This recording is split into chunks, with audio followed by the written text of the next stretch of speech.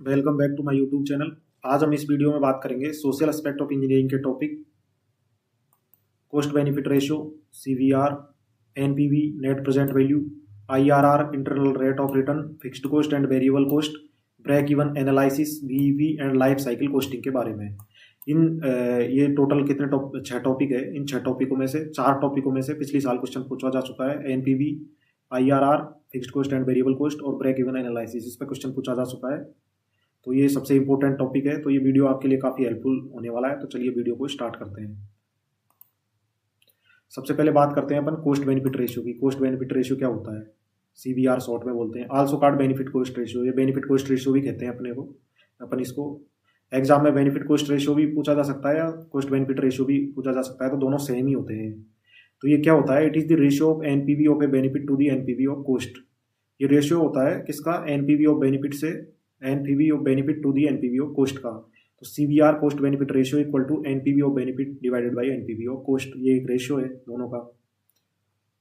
अब ये काम किस लिए आता है, किस काम में आता है? तो it is an indicator used in cost benefit analysis. ये एक इंडिकेटर है जो अपने को कॉस्ट बेनिफिट एनालिसिस में यूज किया जाता है।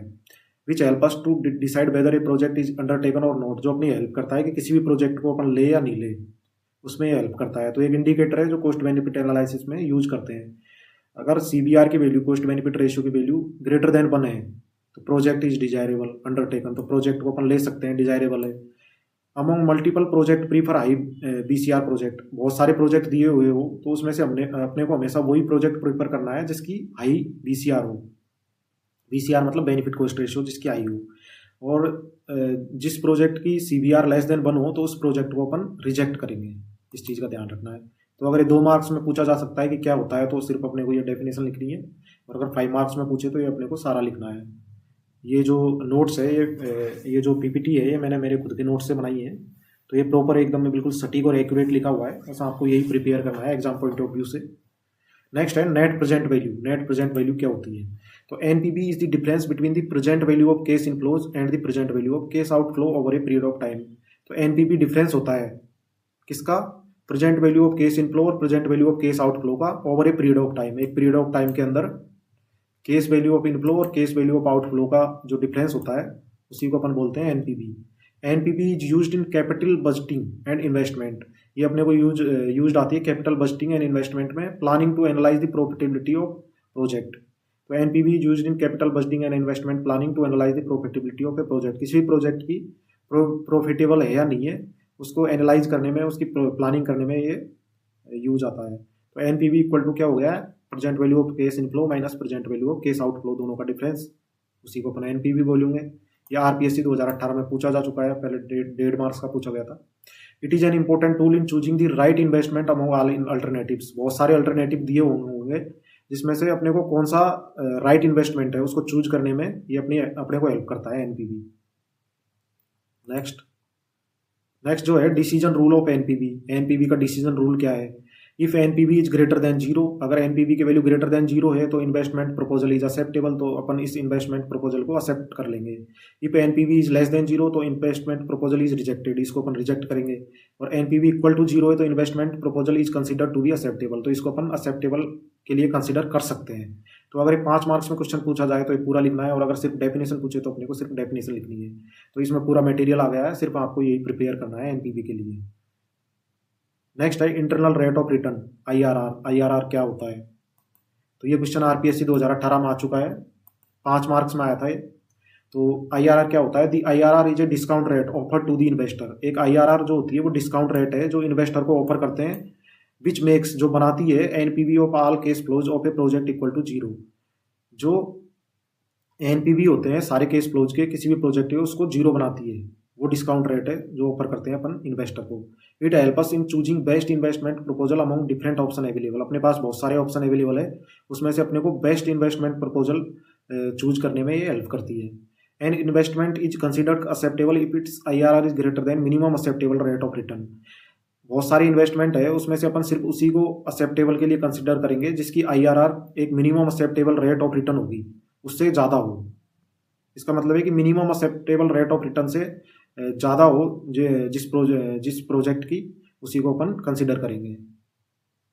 नेक्स्ट फिक्स्ड कॉस्ट और वेरिएबल कॉस्ट दोनों के बीच में डिफरेंस क्या होता है, ये पूछा जा चुका है पहले आरपीएससी 2018 में 1.5 मार्क्स में। तो क्या होती है, the cost which is independent on the productivity, number of item produce और प्रोडक्शन वॉल्यूम, कि जो कॉस्ट जो इंडिपेंडेंट होती है या फिर डिपेंड नहीं करती किस पे, प्रोडक्टिविटी पे, नंबर ऑफ आइटम प्रोड्यूस्ड और प्रोडक्शन वॉल्यूम, कितने नंबर ऑफ आइटम प्रोड्यूस होंगे, कितना प्रोडक्शन वॉल्यूम, कितना प्रोडक्ट होगा या प्रोडक्टिविटी होगी, नंबर ऑफ आइटम प्रोड्यूस्ड है, तो उस पे इंडिपेंडेंट होती है। एग्जाम्पल इसके रेंट, जैसे रेंट है, रेंट फिक्स है, कितने अपन आइटम प्रोड्यूस करेंगे उस पर डिपेंड नहीं करती। रेंट जैसे किसी भी दुकान है उसका किराया फिक्स है, अब अपन वहाँ पे कितने आइटम प्रोड्यूस करें उस पर वो डिपेंड नहीं करती है। इंश्योरेंस भी डिपेंड नहीं करता, डिप्रिसिएशन भी डिपेंड नहीं करता, amortisation, property tax, staff salaries, staff को अपने को सैलरी देनी पड़ेगी चाहे से आइटम कितने ही प्रोड्यूस करो, तो ये इस पर डिपेंड नहीं करता है नंबर ऑफ आइटम प्रोड्यूस्ड पे। तो ये होती है फिक्स्ड कॉस्ट। दूसरी होती है वेरिएबल कॉस्ट। वेरिएबल कॉस्ट क्या होती है, variable cost, cost that variable proportionally with the output oblique production volume, वो कॉस्ट जो प्रोपोर्शनली वेरियस करती है with the output production volume, output oblique production volume के डायरेक्टली प्रोपोर्शनली वेरी करती है, उसको अपन बोलते हैं वेरिएबल कॉस्ट। तो इसके एग्जांपल क्या हो गए, मटेरियल कॉस्ट, जितने ज़्यादा अपन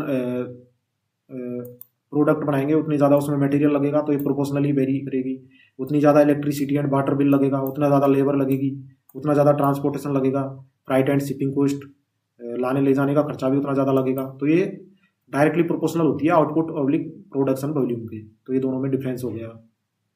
नेक्स्ट है life cycle costing. Life cycle costing क्या होती है, total time of use of a product when it is purchase till it is disposed of is called life cycle cost. मतलब किसी भी प्रोडक्ट पर जो टोटल टाइम ऑफ यूज, मतलब किसी भी प्रोडक्ट को जब से अपन ने परचेज किया है और जब अपन इसको डिस्पोज करेंगे उसके बीच में अपन ने कितना उसको यूज किया है, total time of use of a product. तो टोटल टाइम ऑफ यूज का किसी भी प्रोडक्ट का जब अपन ने इसको परचेज किया है टिल इट इज डिस्पोज्ड, जब तक अपन इसको डिस्पोज करेंगे उसके बीच में अपन जितना टाइम इसको यूज लेंगे उसको अपन बोलते हैं लाइफ साइकिल कॉस्ट। अभी क्या यूज आती है, LCCA is a process of estimating how much money will be spent on the asset during its useful life. तो ये एक प्रोसेस है जिसमें अपन एस्टिमेट करते हैं, पता लगाते हैं कि कितना इस पर खर्चा होगा किसी भी असेट पे ड्यूरिंग इट्स यूजफुल लाइफ, उसकी पूरी यूजफुल लाइफ के दौरान किसी भी असेट पे कितना खर्चा होगा, इसको फाइंड आउट करने में अपन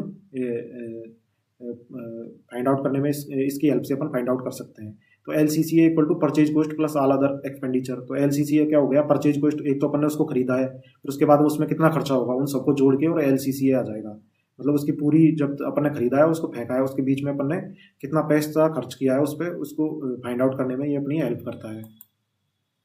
नेक्स्ट है कंपोनेंट ऑफ LCCA। इसके कंपोनेंट क्या होते हैं, परचेज कॉस्ट, इसको सबसे पहले खरीदा तो परचेज कॉस्ट हो गई, फिर उसके बाद में रजिस्ट्रेशन फीस, इंश्योरेंस करवाया, इंस्टॉलेशन चार्जेस लग गए, interest charge, running cost of fuel service, fuel की उसमें जरूरत पड़ेगी जैसे जैसे चलेगा तो उसकी कॉस्ट भी इसमें इंक्लूड हो गई, डिप्रिसिएशन और डिस्पोजल। डिप्रिसिएशन अगर ये डिप्रिसिएट हो गया तो इसमें डिप्रिसिएशन में कितना हो रहा है धीरे धीरे वो भी इसमें इंक्लूड होगा, डिस्पोजल में कितना खर्चा आया वो सब चीज़ें इसमें इंक्लूड होगी।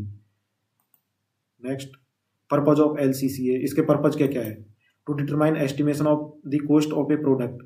इसमें अपन ये अपने को detailed estimation of the cost of a product, किसी भी प्रोडक्ट के डिटेल्ड एस्टिमेशन के बारे में अपन इससे पता कर सकते हैं कि भाई उसको खरीदने से लेकर उसके एंड तक कितना इसमें खर्चा हुआ है उसके बारे में पता कर सकते हैं। Comparison of two asset and choosing between them.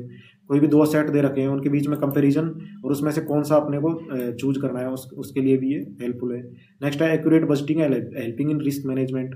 Accurate budgeting में और रिस्क मैनेजमेंट में भी ये हेल्प करता है कि एक्यूरेट बजट कितना लगेगा और रिस्क मैनेजमेंट को अपन कैसे कम कर सकते हैं उसमें भी ये अपने को हेल्प करता है। नेक्स्ट है ब्रेक इवन एनालिसिस, BEP। ये भी RPSC 2018 में पूछा जा चुका है 5 मार्क्स का।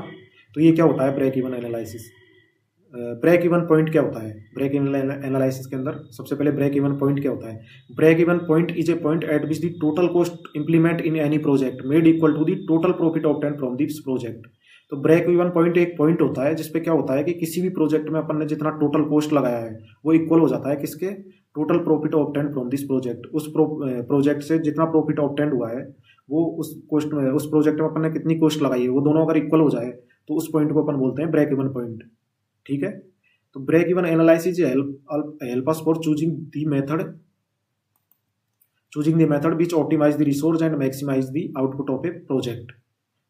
तो ब्रेक इवन एनालिसिस है वो हेल्प करता है हमारी किसमें, चूजिंग द मेथड, अपन उस मेथड को चूज कर सके विच ऑप्टिमाइज द रिसोर्स, जो रिसोर्स को तो ऑप्टिमाइज करे और maximize the output of a project. किसी भी प्रोजेक्ट में कम से कम साधन लगे और मैक्सिमम उसमें आउटपुट आ जाए, उसको चूज करने में, उस मेथड को चूज करने में अपनी हेल्प करता है ब्रेक इवन एनालिसिस।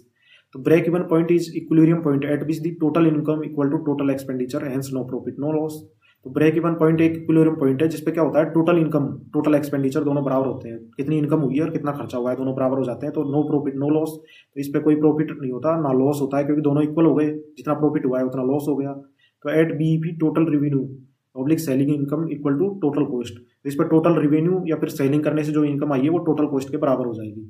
तो ये अपन ने इसमें 6 पॉइंट्स को अच्छे से समझा है। तो इसमें अगर 2 मार्क्स का क्वेश्चन आए तो सिर्फ अपने को 2 मार्क्स के हिसाब से लिखना है, और 5 मार्क्स के क्वेश्चन में 5 मार्क्स के हिसाब से लिखना है। और इसमें से 6 पॉइंटों में से जो 6 टॉपिक है उसमें से 4 टॉपिक में से पिछली बार क्वेश्चन पूछा जा चुका है, इस बार भी पूछा जा सकता है। तो ये जो मैंने आपको जो मटेरियल प्रोवाइड किया हुआ है इसी को पढ़ना है आपको, ये बिल्कुल एकदम इसमें एक्यूरेट और सटीक आंसर लिखा हुआ है। थैंक्स।